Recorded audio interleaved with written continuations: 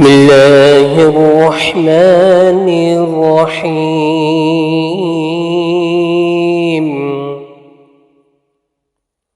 قل يا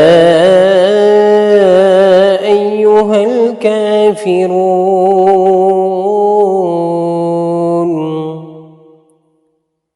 لا أعبد ما تعبدون ولا أنتم عابدون ما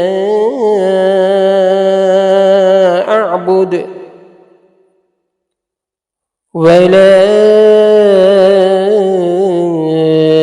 أنا عابد ما عبدتم ولا أنتم عابدون ما